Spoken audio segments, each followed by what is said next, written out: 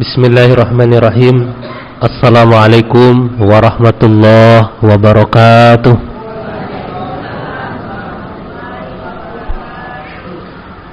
Assalamualaikum warahmatullahi wabarakatuh.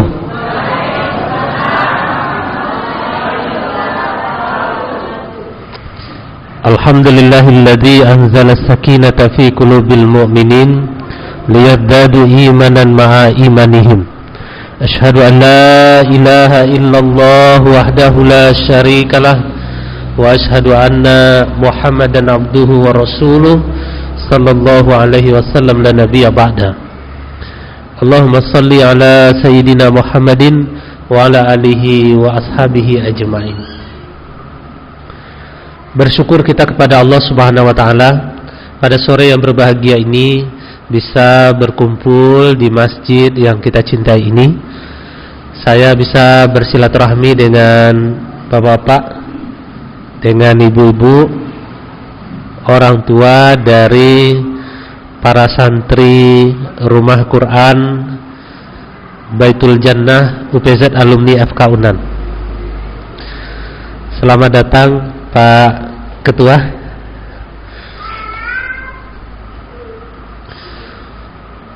Alhamdulillah, semua ini atas kehendak dari Allah Subhanahu wa taala. Perkenalkan diri, Bu. Boleh perkenalan, Bu?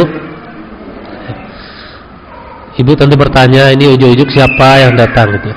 Tidak pernah lihat, tiba-tiba datang gitu. Dari planet mana itu? Insya Allah masih dari bumi, Bu. Saya Ali Margosim, Ibu, mewakili para dokter dari alumni kedokteran Universitas Andalas Padang.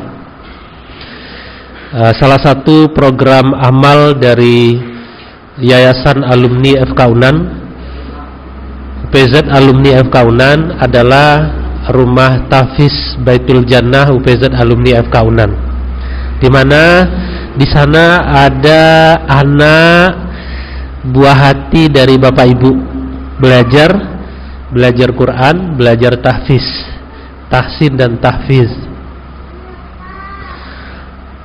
Pertama, saya menyampaikan salam dari para alumni, para dokter kepada Bapak Ibu semua. Diterima ya Bapak Ibu? Iya.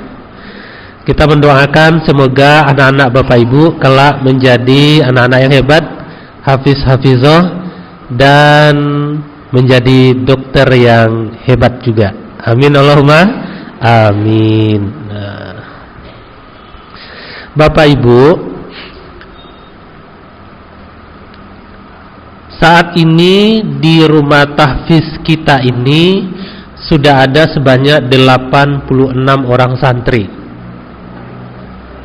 Dari usia TK, SD, sampai SMP dan SMA. Ada beberapa yang SMA. Bapak Ibu, sesungguhnya adalah pilihan yang sangat tepat dari Bapak Ibu membawa anak-anaknya belajar di Rumah Tahfiz Baitul Jannah UPZ Alumni FK Unan. Sangat tepat sekali. Kenapa sangat tepat? Secara duniawi. Nah, kita kan berada di dunia ya Bapak Ibu. Kita berada di dunia. Secara duniawi, tinjauannya tinjauan dunia. Anak-anak yang dekat dengan Quran itu anak-anak yang setelah besarnya itu anak-anaknya berkarakter baik. Kalau dia sekolah, otaknya pintar-pintar. Otaknya pintar-pintar. Di Universitas Andalas itu sangat banyak anak-anak yang diterima dari jalur tahfiz. Dulu hafal Quran 10 juz bisa masuk kedokteran.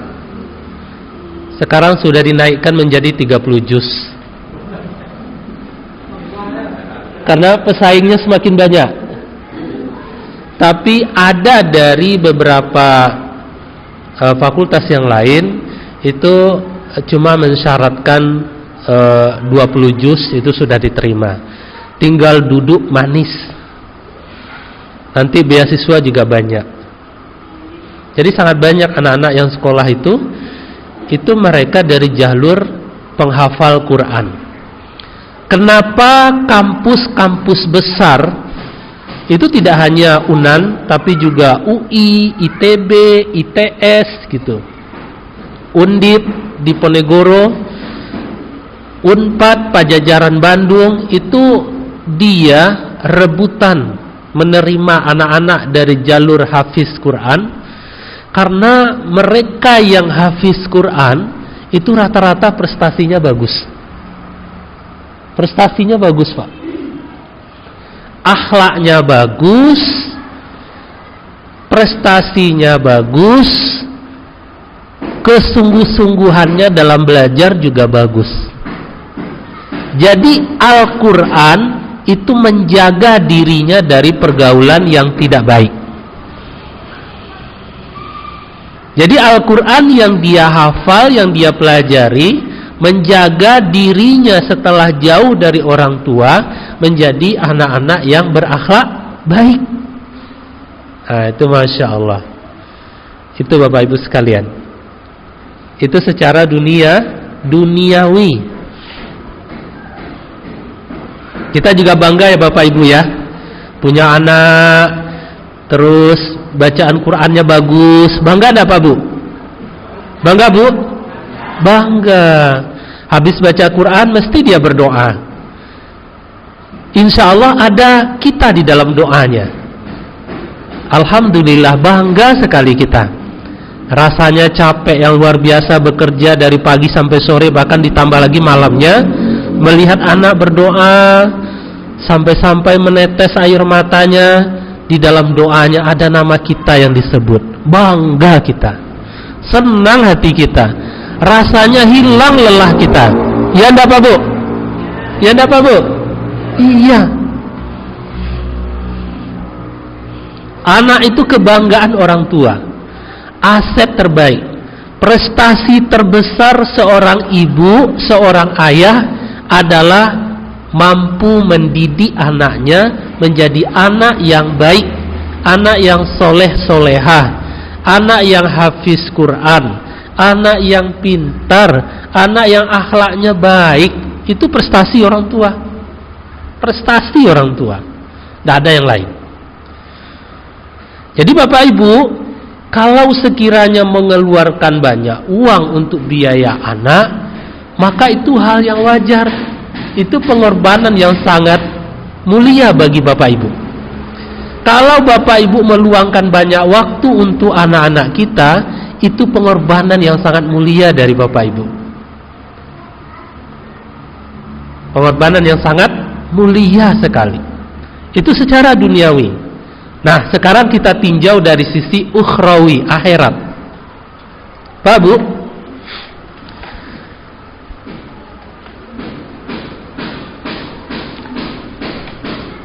anak yang hafal Quran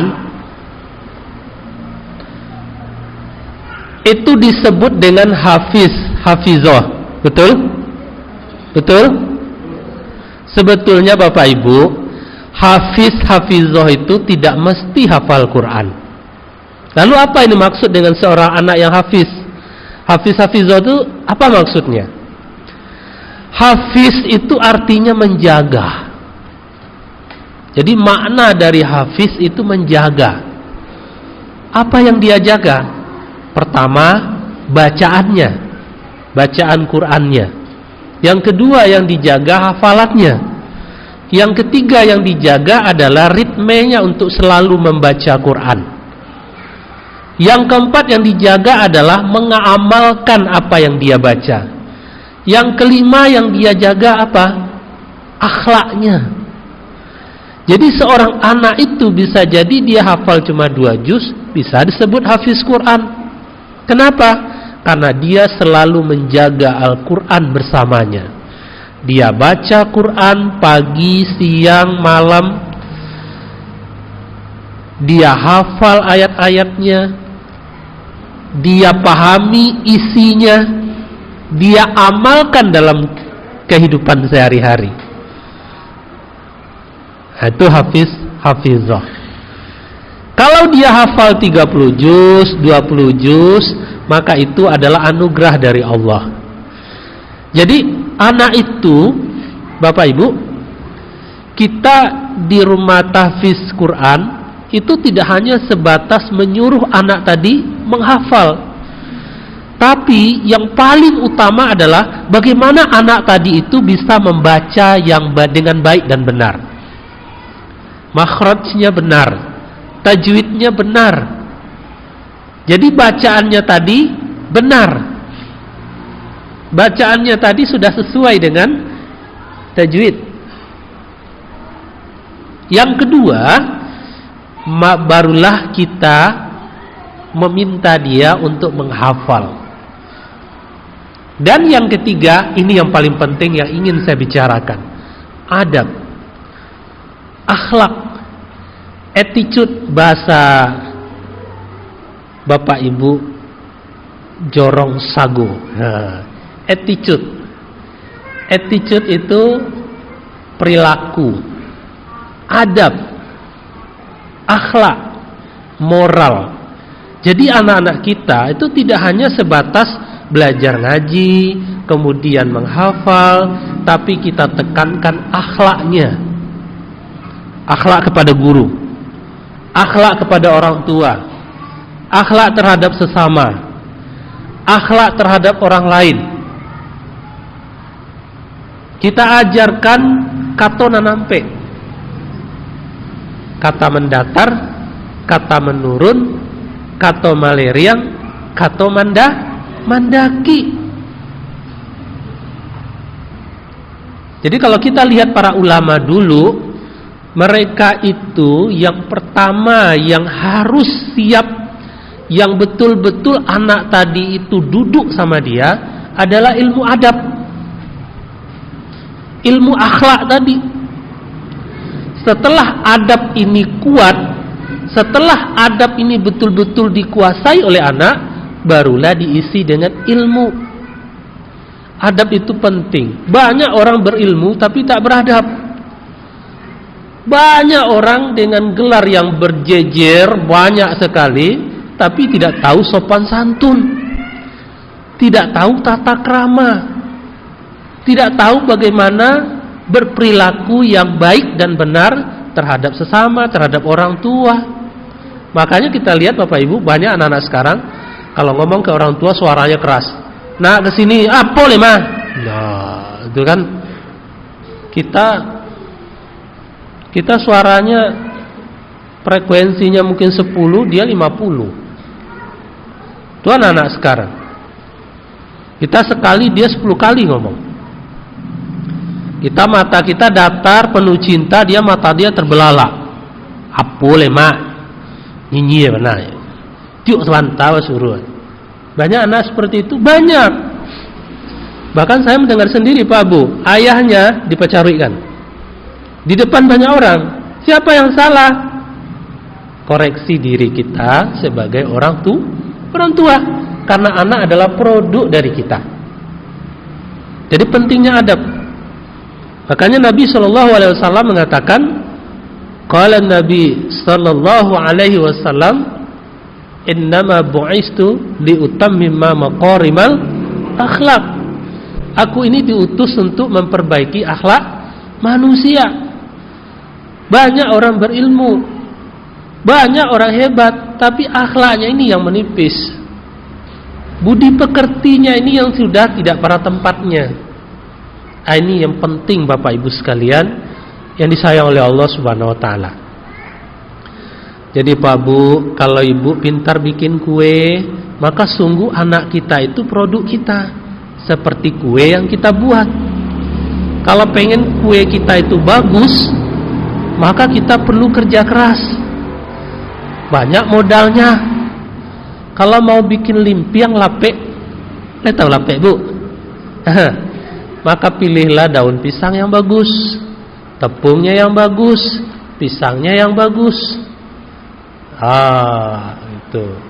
Maka Bapak Ibu, ada beberapa hal yang perlu kita perhatikan dalam mendidik anak agar anak kita ini menjadi anak yang baik, anak yang soleh. Yang pertama adalah keteladanan. Pak Bu, menyuruh anak sholat ke masjid itu ibu nyuruh sholat ke masjid, sholat ke masjid, sembahyang ke masjid. Ayahnya enggak ke masjid. Sholat nak, ibu dan ayahnya enggak sholat. Sholat enggak anak tadi? Kalaupun sholat terpaksa, berikan keteladanan, kasih contoh yang baik. Kalau pengen anak kita jujur, maka mulai dari kita yang jujur.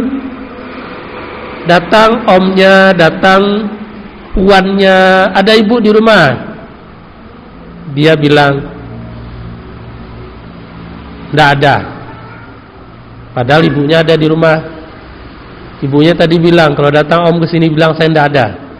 Pasar, padahal ibunya di rumah. Dia belajar untuk berdusta. Jadi hal-hal sepele itu berdampak besar bagi akhlak anak kita. Kasih keteladanan.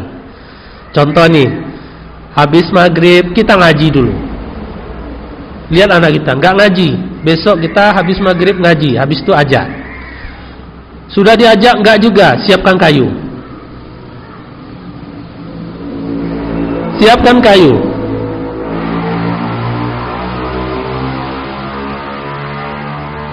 Kayu berapa Pak Ustaz? Bukan untuk mukul, hanya untuk sebagai ini saja. Biar anak tadi, oh ada kayu, nanti dipukul sama mak sama bapak. Jadi dia tahu, oh kalau mak habis maghrib ngaji, kita harus ngaji.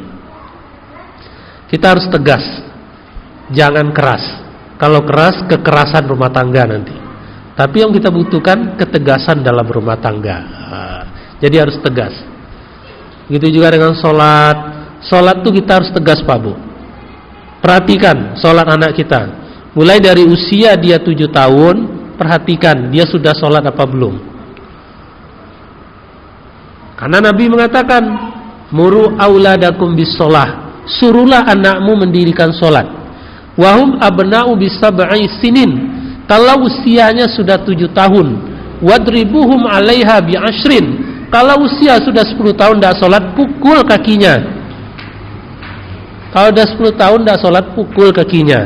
Kalau sudah lebih 10 tahun tidak sholat, usir dari rumah. Itu kata Imam Ali bin Abi Thalib. Jadi tegas. Tegas Pak Bu. Harus tegas. Harus tegas. Jadi yang pertama apa Bu? Keteladanan. Yang kedua adalah ketegasan. Harus tegas, pastikan anak kita sholat. Mulai dari usia dini dia sholat. Jadi kalau usianya masih 5 tahun, ajak dia sholat. Kalau usianya sudah 7 tahun, suruh dia sholat. Kalau usianya sudah 10 tahun belum juga sholat, pukul kakinya. Pukul kakinya. Ibu-ibu berat enggak?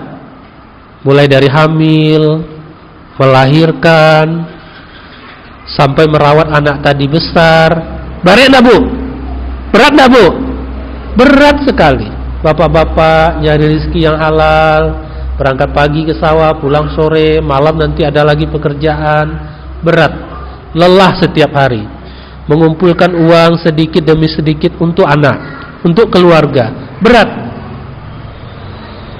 Agar lelah kita tadi berbuah manis, maka kita harus tegas dalam membangun akidah anak. Pertama mulai dari sholatnya. Tidak penting sholatnya benar atau tidak, ada penting pokoknya sholat. Pokoknya anak tadi sholat. Itu satu. Jadi pertama keteladanan, yang kedua ketegasan. Bapak Ibu harus tegas. Tegas. Yang ketiga Pak Bu, reward and punishment, kasih hadiah atau sanksi. Nah, kamu sudah bisa baca Quran? Sudah, Ma. Coba, Mama mau dengar nih. Nah, ditengok, didengerin. Udah bagus. Mama kasih hadiah ya. Nah, baju baru bulan depan. Nah, atau nunggu panen. Belikan baju baru, sandal baru, tas baru, sepatu baru contohnya. Nah, sekarang hafalannya sudah berapa? Wah, sudah 1 juz, Bu. Alhamdulillah. Kalau sudah 2 juz, nanti ibu belikan buku baru. Nah, udah berapa hafalannya, Nak? Udah 3 juz, Bu. Besok Bapak belikan sepeda. Nanti Mama yang bilang ke Bapak beli sepeda. Itu namanya reward. Kasih hadiah.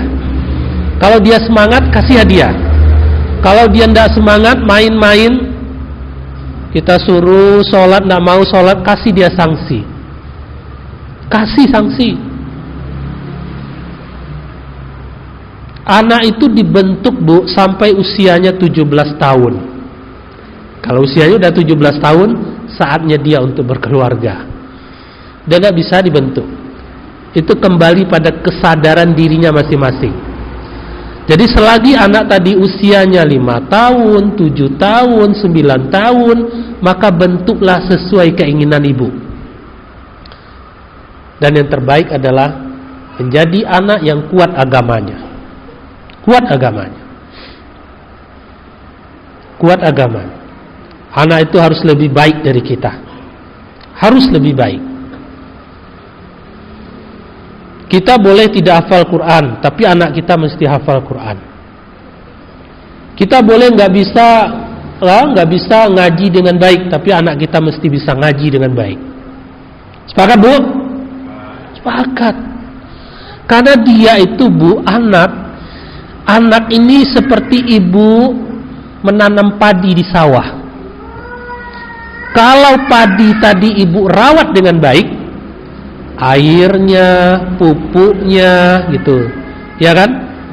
Ibu jaga, ibu semprot, nanti dia itu tumbuh berkembang dengan baik, lalu berbuah, buahnya banyak. Sama juga dengan mendidik anak. Anak juga begitu. Anak itu harus kita didik dengan serius, dengan sungguh-sungguh. Pak Ustadz, saya pengen beli motor, tapi ini anak saya mau masukkan ke sekolah yang bagus itu loh Pak, cuma mahal. Gimana baiknya? Nggak usah beli motor dulu. Saya pengen beli mobil, nggak usah beli mobil baru, yang bekas saja dulu, nggak apa-apa.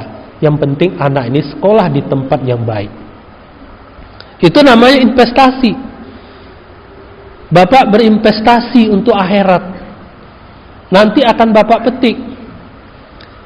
Apa yang akan kita petik? Di dunia dia menjadi anak yang baik, menghormati orang tua, menyayangi orang tua, kita ngomong A didengerin, tidak berani berkata keras di depan kita. Bangga enggak kita, Pak Bu?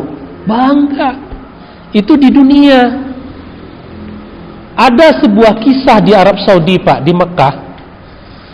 Seorang ibu punya anak 2 laki-laki, kakak dan adik. Anaknya 2. 2 ini lagi bersengketa di pengadilan. Apa yang dipersengketakan, Pak Bu? Yang disengketakan bukan warisan, bukan harta emaknya, bukan harta pusaka tinggi, bukan tanah emaknya. Yang dipersengketakannya adalah hak asuh ibu.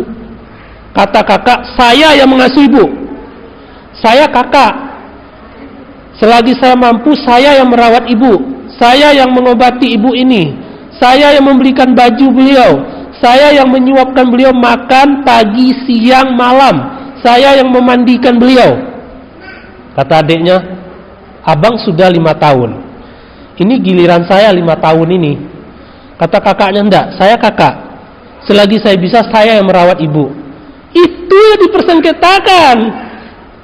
Bangga enggak Pak Bu punya anak seperti itu? Bangga. Anak seperti itu yang kita harapkan. Jadi dia bertengkar sesama dia bukan karena harta, bukan karena warisan, tapi karena pengen mengabdi kepada orang tuanya.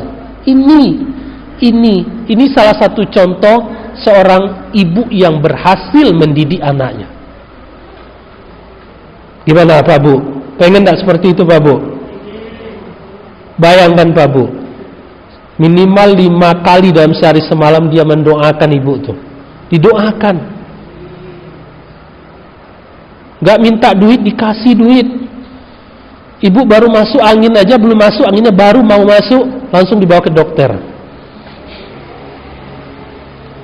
Itu anak yang soleh. Anak yang seperti itu perlu dididik dari usia dini. Nah Bu, anak usia dari 0 tahun sampai 5 tahun itu namanya periode emas, masa-masa keemasan bagi seorang anak. Di saat itu otaknya bertumbuh. Di masa-masa usia 5 tahun itu masa di mana otaknya itu tumbuh dengan cepat, pembentukan karakter. Dia jadi karakter anak yang pandai menghormati orang tua, anak yang lembut, atau anak yang kasar, atau anak yang pintar, itu dari usia 0 sampai 5 tahun. Kalau ibu-ibu sering memarahi anak-anak, dikit-dikit keras suara dia, bentak dia, dipastikan nanti gede dia suka membentak. Kalau di usia segitu sering mendengar ibunya berkata kasar, berkata kotor, dia akan meniru, persis seperti itu akan ditiru. Nah, maka apa yang kita lakukan? Yang kita lakukan adalah beri contoh yang baik. Beri contoh yang baik. Usia 6 sampai 16 tahun itu usia pematangan karakter, pematangan kepribadian. Nah, itu butuh pendampingan. Kalau 0 sampai 5 tahun anak ini raja, kandaknya diikuti, tapi diikuti tentu yang baik-baik. Kalau usianya sudah 6 ke atas, itu usia di mana kita menjadi mitra bagi dia. Maka berbahasalah yang baik. Bisa dicerna Pak Bu? Bisa diterima Pak Bu? Bisa.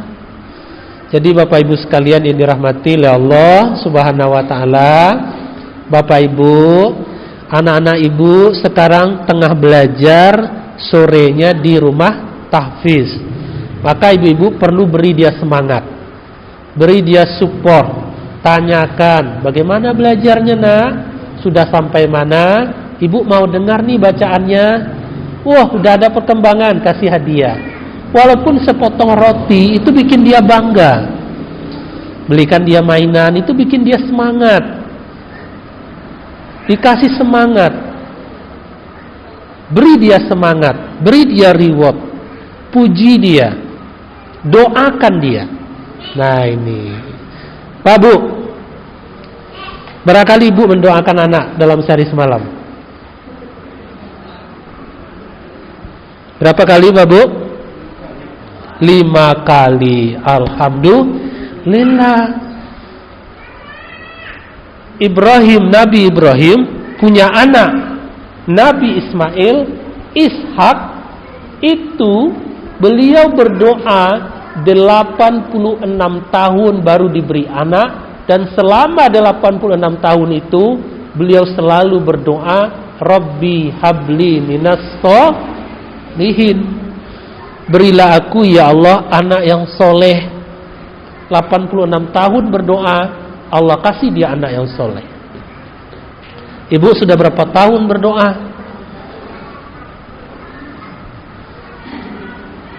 Oleh karena itu Pak Bu, setiap habis sholat doakan anak kita. Kapan perlu menangis kita, ya Allah jadikan anakku anak yang soleh, solehah. Udah tuh, anak tuh kalau udah soleh solehah pasti berbakti kepada orang tua, pasti mendengarkan omongan orang tua. Sudah soleh dan solehah, doakan itu Pak Bu. Ibu mau masak, baca bismillah, berdoa, ya Allah Semoga lewat wasilah masakan ini anakku yang makan sehat, otaknya cemerlang, akhlaknya bagus. Doa yang baik-baik. Doakan Pak Bu. Mulai dari sekarang kalau suka sumpah serapah ditinggal, berkata kotor ditinggal. Kemudian apa lagi? Bentak-bentak ditinggal, tidak boleh. Dia itu usianya baru 5 tahun, 7 tahun. Sementara ibu usia sudah 40 tahun. Bahkan sudah sekolah SD, SMP, SMA, S1. Terus ketika anak nggak bisa berhitung, marah-marah pula. 1 tambah 1 kata anak 11 Bu. Ya Allah binganya anak siapa Pak Jago. Marah-marah. Itu lo anak apa? Binga apa? Berarti binga dulu kan. Ibu menurun anaknya binga. Nggak boleh. Ibu usia udah 40 tahun. Sekolah sudah lama. SD, SMP, SMA. Bahkan sudah S1. Anak baru kelas 1 SD nggak bisa berhitung, marah-marah sampai naik tensi. Pernah Bapak Ibu? Pernah? Anak nggak bisa baca, marahnya terdengar 5 rumah ke sana, 5 rumah ke sini, belakang. Kamu tuh lo bodoh sekali, membaca ini aja nggak bisa. Lihat di mama. Ya iyalah, mamanya udah S1. Jadi kita nggak bisa melihat anak itu seperti kita. Dia itu usianya baru 7 tahun, usianya baru 8 tahun. Lah kita sudah mau jadi nenek-nenek, marah pula, tidak boleh. Oleh karena itu, ini perlu menjadi bahan renungan buat kita semua. Terakhir Bapak Ibu sekalian, Pak Bu, kami dari yayasan sangat meminta kepada kita semua bahwa satu, Pak Bu, karena lokasi kita ini kurang pas. Maksud saya bukan ini ya, agak penuh tantangan. Jadi Bapak Ibu perlu mendampingi anak-anaknya, mengantar, menjemput. Ya, mengantar, menjemput. Karena lokasinya dekat dengan jalan raya. Jadi itu pesan dari kami kepada Bapak Ibu. Kami dari alumni kedokteran UNAN tidak memungut biaya sebesar pun, juga tidak berharap apapun dari ibu-ibu. Harapan kami adalah anak-anak kita ini menjadi anak-anak generasi Qurani, penolong bagi kita, penolong bagi ibu-ibu, bagi bapak-bapak. Kalau anak-anak kita hafal Quran, kita nanti kelak di yaumul qiyamah akan dipasangkan mahkota oleh Allah, dan mahkota itu terbuat dari cahaya. Lalu kita bertanya, wahai malaikat Allah, ini mahkota dari siapa? Malaikat Allah menjawab, ini dari anakmu.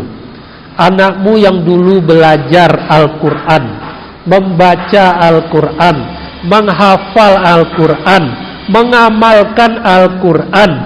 Inilah pahalanya untukmu. Hadisnya sahih. Jadi keutamaannya sangat banyak. Jadi demikian Bapak Ibu sekalian, semoga bermanfaat buat kita semua. Setelah ini kami minta kesediaan dari Bapak Ibu sekitar yang mau saja untuk memberikan tanggapan atas adanya rumah Quran kita ini. Nah, ini sebagai oleh-oleh bagi kami untuk kami bawa buat para dokter alumni dari FK UNAN. Mohon maaf Bapak Ibu. Terima kasih. Assalamualaikum warahmatullahi wabarakatuh.